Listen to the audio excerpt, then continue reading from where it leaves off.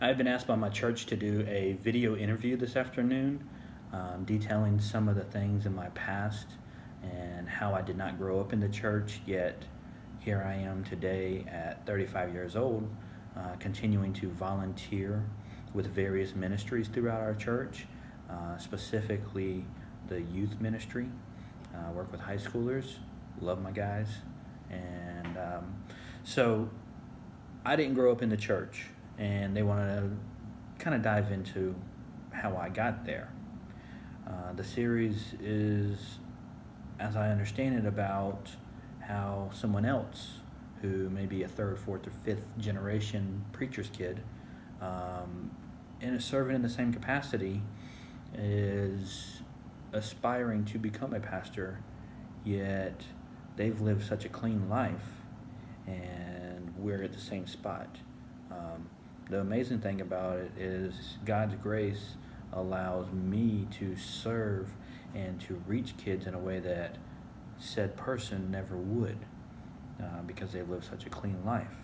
Now, said person that has a clean life is going to be able to reach somebody that I can't, simply because, who knows, the person knew who I was before I was saved, and so they still associate that with me, and that's who I am. That's my character. Even though I've been reborn, that's still my character. I'm still painted with that brush, and that's okay. So, or someone else might be like, you know what, you can't reach me, or you can't reach my kid because you've done so many drugs, you've drank your face off, you've committed crimes, you've done all these things that's not a good mentor for my kid. That's fine too. That's why we have these people. That's why we have everybody. People from all different walks of life come together in a church to serve our body and those who are on the outside who may not know God. And we're able to all do our part to reach them, because no matter where you're at on the spectrum of your religion, there's always people who are better than you. There's always people who don't have as much knowledge as you. So you can help the people who are behind you while still learning from those who are in front of you. So I can't tell my story without talking about how my life started to turn around. And my life started to turn around when I was in ninth grade. Now, I was in a beginner's typing class, and my teacher was Gary Blackmon. And Coach Blackmon was also my football coach, so loved the man. He pushed me hard. He didn't take it easy on me, even though we had a great relationship. I grew to love this man, but he was hard on me, and rightfully so, because I was a young punk who needed it. And but when I think of Coach Blackmon, I don't think of him as a coach, even though I call him that. I don't think of him as my coach on the football field. I think of him as my mentor. And so to backtrack, 6th, 7th, and 8th grade, as a bad kid, you didn't get to choose your electives. So I got put in typing class. So I'm in typing class, beginner typing class each year. How I'm still doing beginner typing class in 9th grade, I have no clue. But when you move from Raleigh to Benson in 8th grade, everything gets jumbled up. Then 9th grade, I guess you have to take a computer class in high school too, a beginner class, even though I've already had 3 of them. So here I am again. And long story short, to get to the quick of it, I would do my work for the day in 10-15 minutes. And it's a 45-minute plus class. Other kids are taking that much time, and I'm a disruption. I am not being a good co-student. I am distracting and causing problems, and I'm just a punk. And then if we had assignment for the whole week, I'd knock that out in a day or two. So I got 3 days, 4 days just to goof off? Come on now.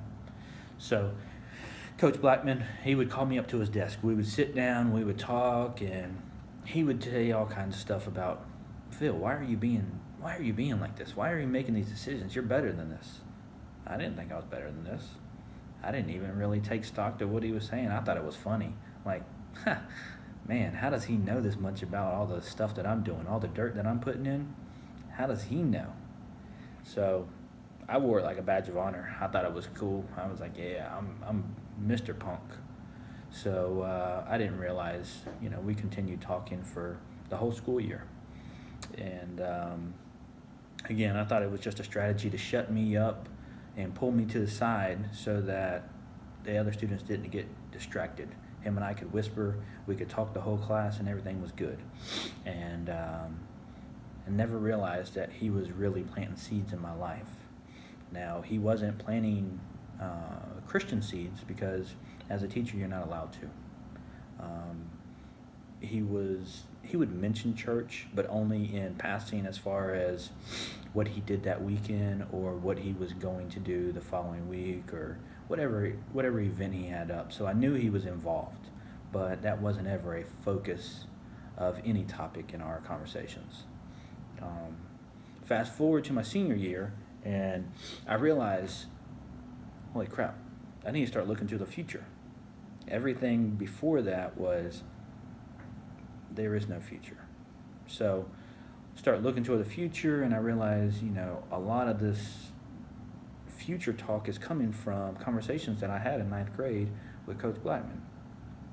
All those seeds he planted 3 years prior started taking root. And it really changed perspective on my life. Doesn't mean I turned around. Doesn't mean I started being a good person. I still went through several years of a lot of poor decisions, but that was the start of it. It was the definitive start of the change in my life. So I asked Coach Blackmon, I said, hey, I want to become a teacher. I want to come back and I want to serve, or not serve, but teach on staff with you. I want to work right here alongside you. And will you write me a letter of recommendation? He was stoked. He was elated. He was absolutely, I'll write you a letter of recommendation. So he gave me 5 of them. I mailed them out. Prior to mailing them out, he had one, left open and let me read it. And it was an emotional read for me, and it looked like it gave him joy to be able to write this, to recommend me, and the fact that he took a part in whatever progress I've made. He was proud of that, it seemed like. So I want to go ahead and open it and read it to you. This has been sealed for 18 years. GB.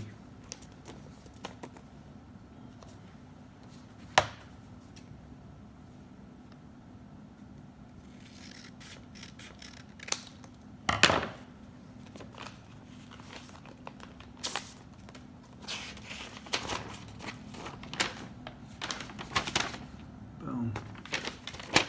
To whom it may concern, many times educators are asked to write letters of recommendation for prospective college students.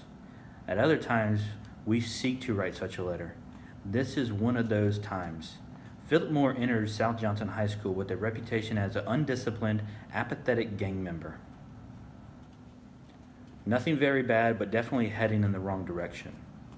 Throughout most of his freshman year, Philip did little to disprove this. However, through all the facade, you could see a very intelligent young man who wanted more out of life than a jail term. By the end of the year, you could see very subtle changes in his attitude and work ethic. I'm very proud to say that since that time, Philip has turned his life around and is reaching for goals that he once thought impossible.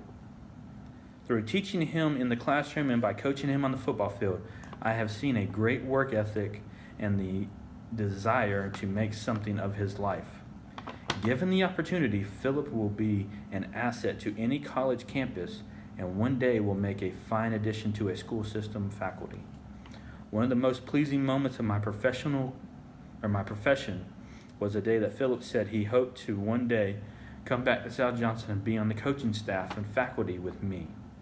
I guess for a teacher, there could be no greater compliment.